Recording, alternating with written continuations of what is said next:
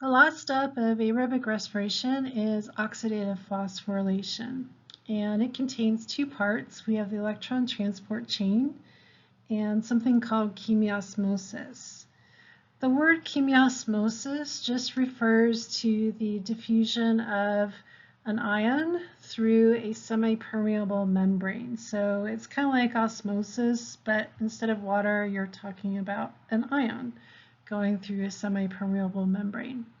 So chemiosmosis in oxidative phosphorylation is just referring to the hydrogen ions that are diffusing down through the ATP synthase, and then that makes it spin, providing the energy to make the ATP. So that's what the chemiosmosis is referring to.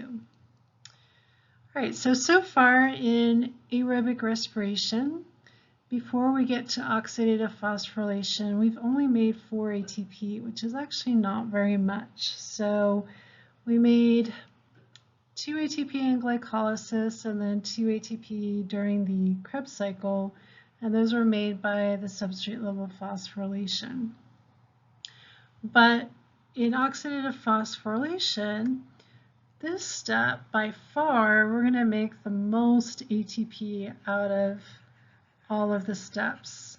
So we're going to be making 34 ATP in the oxidative phosphorylation step. So when we add up the 4 ATP that we make in glycolysis in the Krebs cycle plus the 34 ATP in oxidative phosphorylation, we're going to end up, by the end of aerobic respiration, we're going to end up making 38 ATP for each glucose molecule. All right, so oxidative phosphorylation involves a bunch of redox reactions in the electron transport chain, and then also we've got that chemiosmosis.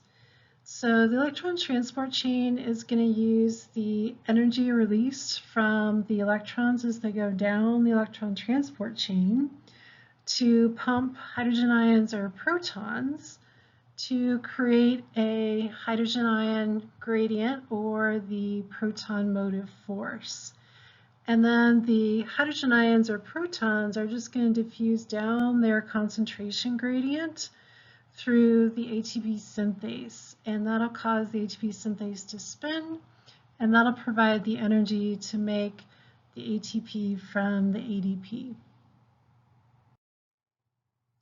So this just shows the electron transport chain, and we've got the NADH and FADH2 are electron carriers produced from the previous steps in aerobic respiration. You can see they're dropping their electrons off with the electron transport chain, and as the electrons go down the electron transport chain, they're going to be releasing energy, and that energy is going to be used to make the ATP eventually.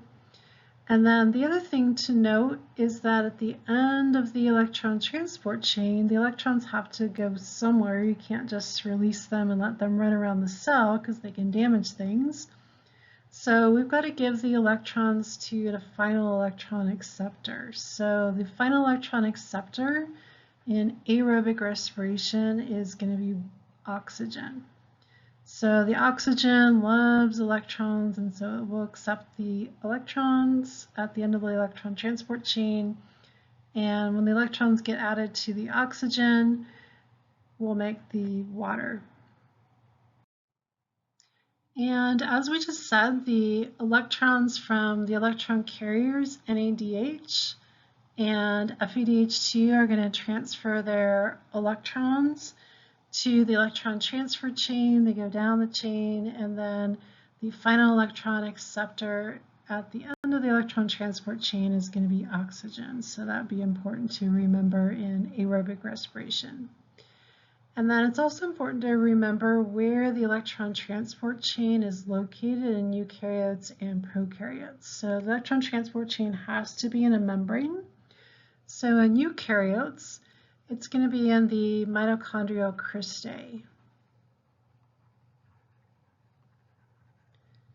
And the mitochondrial cristae, that's just the inner membrane of the mitochondria that's all folded to increase the surface area. And then prokaryotes don't have mitochondria, so the only membrane that they have is their plasma membrane.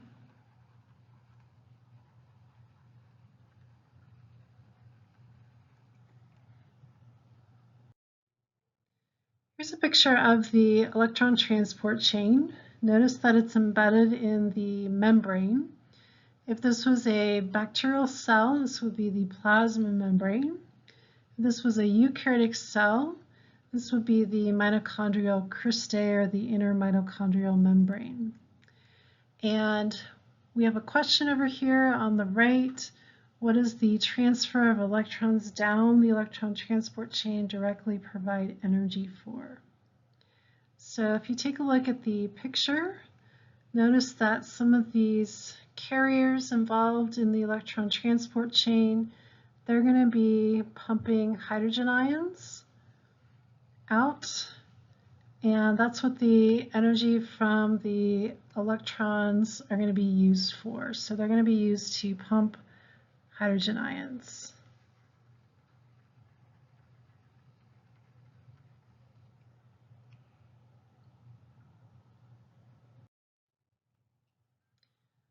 Right, and then the prokaryotic electron transport chains, again, remember that they're going to be located in the plasma membrane because they don't have any mitochondria. And where the protons are going to be pumped into. So if we look here at the bottom, we've got a plasma membrane. Here's their electron transport chain. Cytoplasm will be on the bottom. And what's right outside the plasma membrane in a bacterial cell would be the periplasmic space. So we're going to pump the protons or hydrogen ions into the periplasmic space.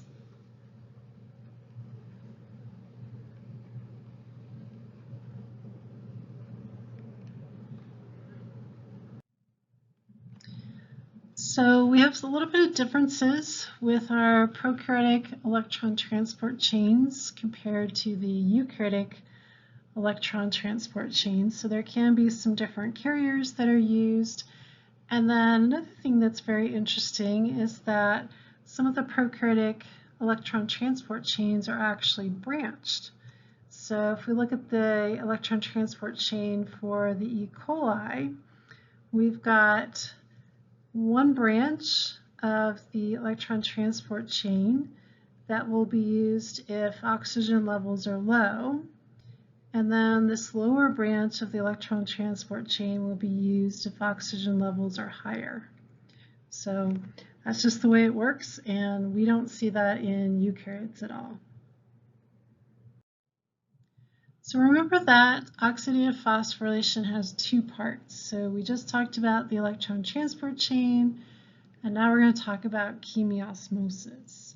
So that word is just talking about the diffusion of an ion down its concentration gradient across a semi-permeable membrane. So that's what the word chemiosmosis means. So here in oxidative phosphorylation, what it's talking about is we're going to have our hydrogen ions diffusing down through the ATP synthase across the inner mitochondrial membrane, that mitochondrial cristae, or the plasma membrane in the prokaryotes. And as it goes through the ATP synthase, it's going to make the ATP synthase spin, and that'll provide the energy to put the phosphate group on the ADP to make the ATP. So that's what's involved in chemiosmosis. The hydrogen ion concentration gradient that's formed from when the electrons go down the electron transport chain and the energy from the electrons is used to pump the hydrogen ions. That hydrogen ion concentration gradient is called the proton motive force. So that is what's going to drive the ATP synthase to spin and provide the energy to make the ATP. So here's just a picture of the proton motive force, this hydrogen ion concentration gradient. This one's just showing you a eukaryotic cell with the mitochondria. And so you can see in this intermembrane space between the two membranes of the mitochondria, you've got this high concentration of hydrogen ions in the intermembrane space, and then a much lower concentration of hydrogen ions in the mitochondrial matrix. And then here's just a summary of oxidative phosphorylation, just showing the two parts. First part, we've got the electron transport chain. We've got NADH dropping off electrons. They're not showing the FADH2, but that would also drop off electrons. As the electrons go down the electron transport chain, the energy release is going to be used to pump hydrogen ions. That'll create that proton motive force. And then at the end of the electron transport chain, the electrons will go onto oxygen, our final electron acceptor, and that'll create the water. And then the second part of oxidative phosphorylation would be chemiosmosis. And so that's just talking about the hydrogen ions, or this proton motive force. Hydrogen ions are going to diffuse down through the ATP synthase, across that membrane, and that'll provide the energy to spin the ATP synthase, and then that provides the energy to stick the phosphate group onto ADP to make the ATP. And here's just a close-up view of ATP synthase, what it looks like, and you can see a little channel where the hydrogen ions will diffuse down through the ATP synthase.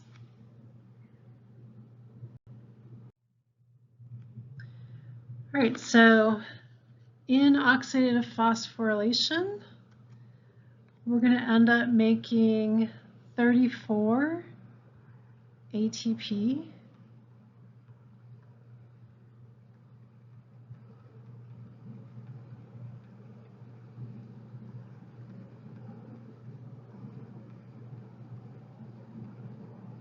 So you can see that we by far make the most ATP out of all the steps in aerobic respiration.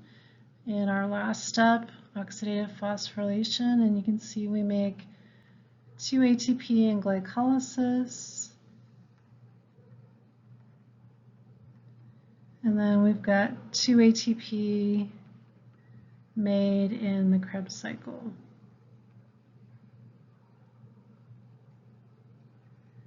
So if we add all that together, we end up with 38 ATP made from one glucose molecule.